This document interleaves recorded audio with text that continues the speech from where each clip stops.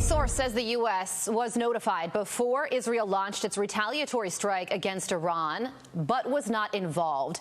And as we await an official White House response, 6 American naval ships are stationed in the Middle East, as well as thousands of U.S. troops. The Navy says it has spent nearly $1 billion fending off attacks by Iran and its proxies in the Middle East over the last 6 months.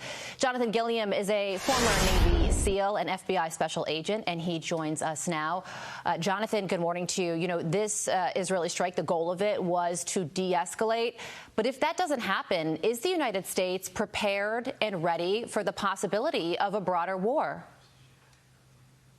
Well, I don't think it's going to work in the long run. All these this back and forth is nothing but a Band-Aid and a temporary restraint. Iran wants war. I don't know when is everybody going to realize that Iran wants war with Israel? And whether it's a proxy war or whether it's Iran themselves attacking, which they've shown that they're at least willing to do now, they're going to continue to carry out attacks on Israel.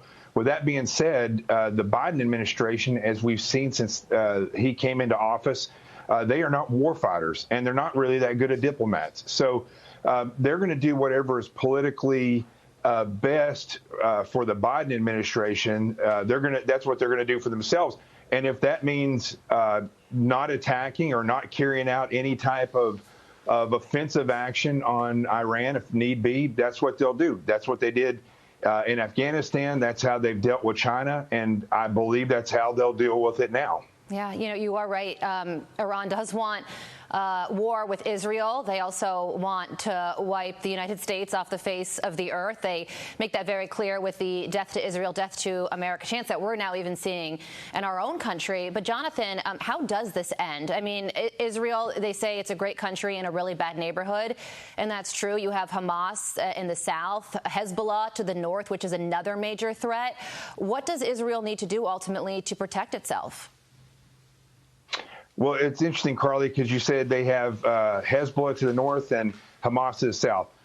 That's Iran. Hezbollah and Hamas are Iran, along with around 40 other proxies around that region, including the Houthis, who've just consistently been harassing shipping in the Red Sea.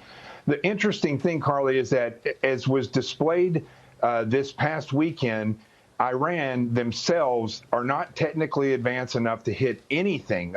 They shot over 300 different types of munitions, and only about 5 of those even reached the ground. The rest of them were exploded somewhere over a place other than Israel.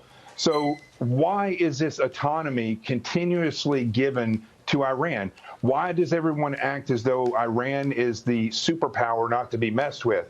I look at this the same way I look at Putin when he started going after Ukraine. The modern political warfare is the same as it used to be back in the revolutionary days when they used to line up and have gentleman warfare.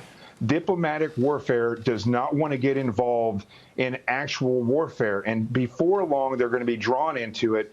And at that point, it's going to be defensive, as we see here, and not offensive. And people need to realize, along with diplomats and politicians, that war actually, if done correctly, will stop an enemy. And until that is recognized with Iran and they are stopped being treated like a superpower, they are going to continue to initiate attacks on Israel. So how would you do that, Jonathan? How would you stop Iran in its tracks? Well, if everybody that has a problem with Iran decided to come together in a coalition and take out the entire headshed of Iran and like all of their Abraham Accords. Infrastructure to wage war, they would be able to stop it. And that's the problem, that nobody comes together and deals with it. Yeah, like the Abraham Accords that the former President Trump, was achieving during his administration. And to that point, the Wall Street Journal, Jonathan, is reporting that the White House is renewing their push for Israel to normalize relations with Saudi Arabia, but that would come at the price of granting the Palestinians statehood. What do you think about that? Do you think that that's a fair trade-off and would ultimately be in Israel's best interest? I think ultimately Israel is going to have to deal with the Palestinian issue in a way that looks past Hamas and looks at giving the Palestinians a place to exist. That's going to have to be the case eventually one day. And if it means getting Saudi Arabia on their side, I would say that's something they need to start looking towards. Because ultimately, as we've seen in this, Saudi Arabia and many of the other countries allowed Israel to use their airspace, which means they understand the threat that Israel is. And even if Israel didn't exist, Iran would still be a problem and a thorn in the side of everyone in that region and in the side of the United States. And whether it's terrorism, whether it's proxy wars, or they are trying their hardest to take a war and themselves to Israel, Iran will consistently attack in one way or another to reach their objective. They want war. Yeah, there are a lot of players here, all with opposing interests, which is why we are where we are today. Jonathan, thank you so much for parsing through it all for us this morning. We appreciate it, as always. Thank you, Carly. You're very welcome. Thank you.